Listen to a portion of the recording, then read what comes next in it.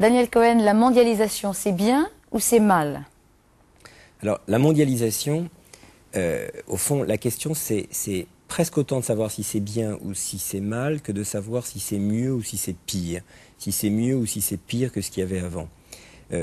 Au XIXe siècle, on a eu une mondialisation qui a été très mauvaise pour les pays aujourd'hui en voie de développement. Au début du XIXe siècle, les écarts de revenus entre l'Europe et, on va dire, l'Inde, qui est un pays témoin de cette première mondialisation et qui l'est aujourd'hui de la nouvelle, avait par rapport à l'Angleterre un niveau de revenu qui était à peu près de 1 à 2. 2 pour l'Angleterre et 1 pour l'Inde. À la fin du XIXe siècle, alors que l'Inde était entièrement inscrite dans le Commonwealth britannique et participait totalement de la zone de libre-échange britannique, l'Inde est passée d'un rapport de 1 à 2 à un rapport de 1 à 10. Et on a vu à l'œuvre les effets pervers de la mondialisation pour l'économie indienne. À cause de la concurrence avec les produits industriels anglais, l'Inde a régressé en matière d'industrialisation. Et selon certaines estimations, l'Inde a perdu tout simplement toute la base artisanale à partir de laquelle elle aurait pu s'industrialiser ensuite. C'est la raison pour laquelle, lorsque l'Inde va devenir indépendante, la première chose qu'elle va avoir en tête, et ça n'est pas l'Inde seulement, ça sera la même chose pour la Turquie, et a fortiori, si je puis dire, pour la Russie et pour la Chine, qui auront été soumis au XIXe siècle au même type d'effets néfastes de la mondialisation, la première idée qu'ils auront tous en tête, c'est de mener une stratégie de développement protectionniste. C'est-à-dire une voie justement exactement inverse de celle qu'ils suivent aujourd'hui, protégée par des barrières tarifaires considérables, en cherchant en réalité à minimiser les échanges avec les pays riches. Or, ce qu'ils découvrent au cours de cette deuxième période protectionniste, c'est qu'il y a pire que la mondialisation, c'est le protectionnisme. Car les écarts de revenus, loin de se resserrer au cours de cette période protectionniste, vont en fait continuer de s'accroître, voire de s'accroître plus vite encore qu'il ne s'était accru au cours de la première mondialisation.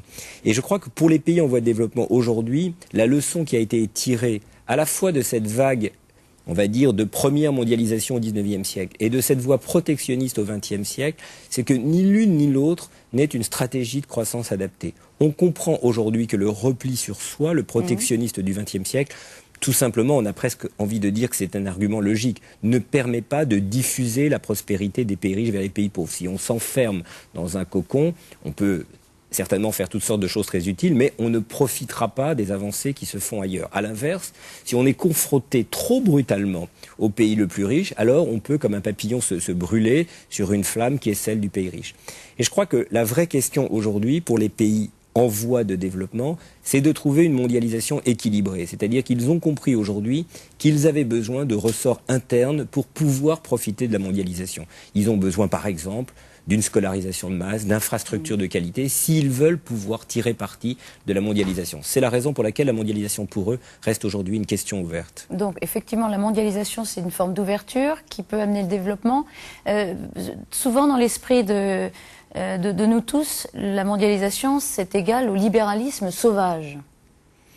Oui, c'est les termes dans lesquels on l'associe, mais en réalité, c'est deux processus différents. Alors, c'est vrai qu'ils se retrouvent dans les années 80, mais il y a eu un libéralisme sauvage dans les années 80, c'est la période Reagan, c'est la période Thatcher, qui, par coïncidence et concomitant de la mort de Mao, de la chute du mur de Berlin. Ce sont des événements qui vont se rencontrer, mais ce sont des événements qui n'ont pas la même logique. La mondialisation, c'est une histoire longue. C'est l'histoire de grandes civilisations, l'Inde, la Chine, qui ont été brisées au XIXe siècle, qui ont cherché à se ressourcer au XXe et qui n'y parvenant pas et cherchent d'autres modèles.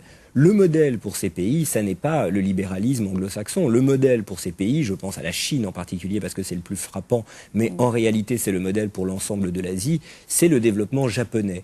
Le Japon est le seul pays qui, au cours du XXe siècle, était à l'origine pauvre et riche à l'arrivée. Et on comprend la méthode japonaise. La méthode japonaise, c'est de très forts ressorts internes, comme je disais tout à l'heure, un taux de scolarisation qui défie ceux de l'Europe et des États-Unis, des infrastructures sociales, humaines de qualité, et une stratégie d'inscription dans le commerce mondial. C'est-à-dire que le Japon va, dès le départ, essayer de penser son industrialisation en le tournant vers l'exportation pour essayer précisément d'importer les technologies qui lui manquent. Je crois que c'est ce modèle japonais qui est en réalité plus hybride qu'on ne le dit, qui est en tout cas certainement éloigné de l'idée qu'on a du libéralisme sauvage, qui inspire aujourd'hui la Chine, qui inspire l'Inde, qui cherche justement à trouver cette voie médiane entre le développement interne et le ressort que peut donner le commerce mondial.